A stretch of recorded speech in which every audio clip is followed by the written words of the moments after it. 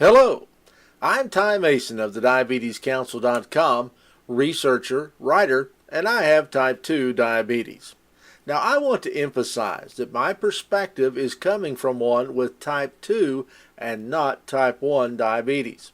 Our channel is primarily for those with type 2 diabetes and pre-diabetes. Today, I want to answer the question, what do I take with me when I leave the house? After you watch the video today, I invite you to check out the description box for my new ebook. This is one of the most comprehensive diabetes meal planning books you can find anywhere. It contains diabetes-friendly meals and recipes for different goals such as 800 to 1800 calories per day meal plans, diabetes meal planning tips and tricks. There are also tons of diabetes-friendly recipes for everyone. As one with diabetes, there are certain things you should carry with you that others don't. For those with pre-diabetes, well, this will depend on your treatment plan and what your doctor has prescribed for you. It's important that you keep supplies with you just in case. Now this video will go over a list of supplies you must have, a few things that you might want to have as well. Now this is mainly coming from a type 2 perspective, but depending on how you are being treated, this could also totally or partially apply to those with pre-diabetes. Now I think there are a list of things that you must have, and the first of those is a carrying apparatus. Now that sounds a bit commonsensical, but you need a way to carry your stuff. I carry mine in an old Cincinnati Reds cooler lunchbox. Some of you have seen it before. It has the ability to keep things cold if I needed to, has plenty of pockets, and to me it looks pretty cool. Whatever you want to carry is fine. Hey, fanny packs are coming back into style. You also need your diabetes meds.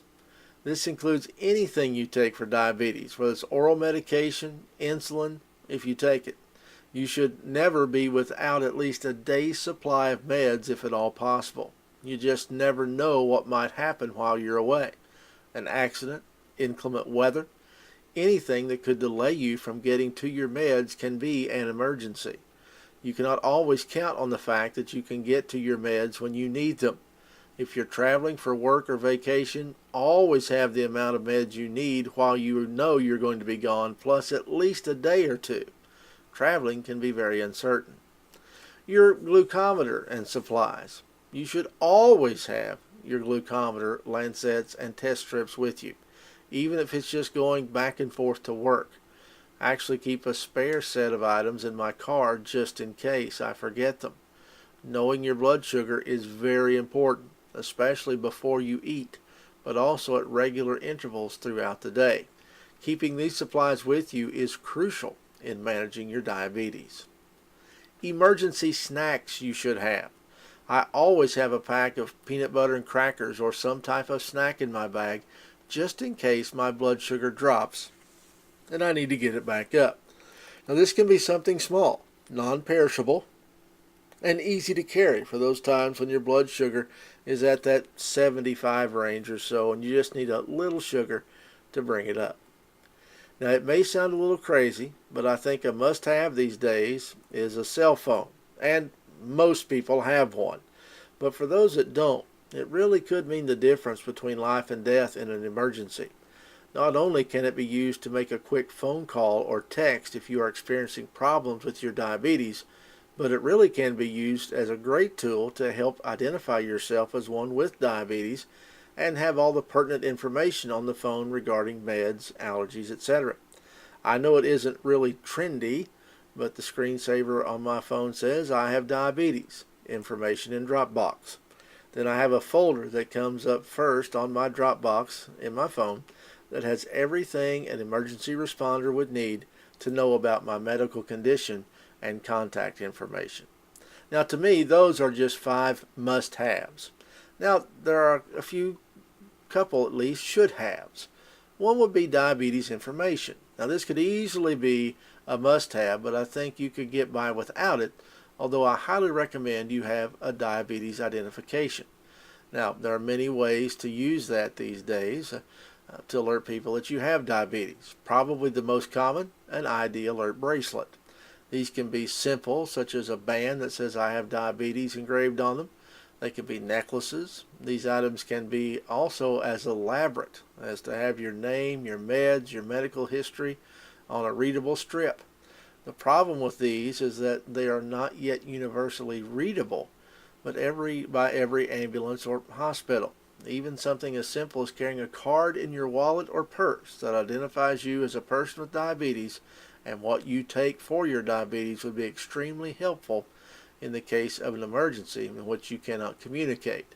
This especially is important if you go into shock because of hypoglycemia.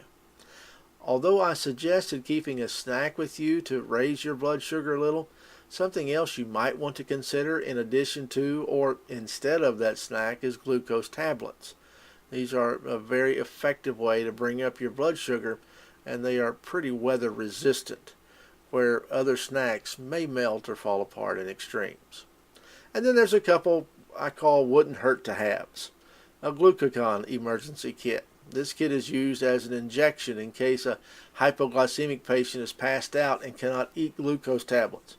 It is only available through a prescription. Now, if you have a history of hypoglycemia, it will be a good idea to talk to your healthcare provider about having one of these kits on hand. And while I wouldn't call this a necessity, but if you travel longer distances to and from work or school, I suggest you have some non-perishable foods and bottled water in your car. Of course, a way to open them if they are cans as well. Preparation is the key to many things in life, and just in case there's a reason you might be stranded because of weather or something like that, having a few days' supply certainly wouldn't be foolish. Well, there you have it. Now, I'm sure there are many other things that could be added to this list, and I'm sure there are some who would categorize them differently. Regardless, please keep yourself prepared when it comes to your diabetes or your pre-diabetes. Don't forget to get my new ebook, and please subscribe to our channel for many more videos like this one in the future. I want to thank you so much for watching. I'm Ty Mason.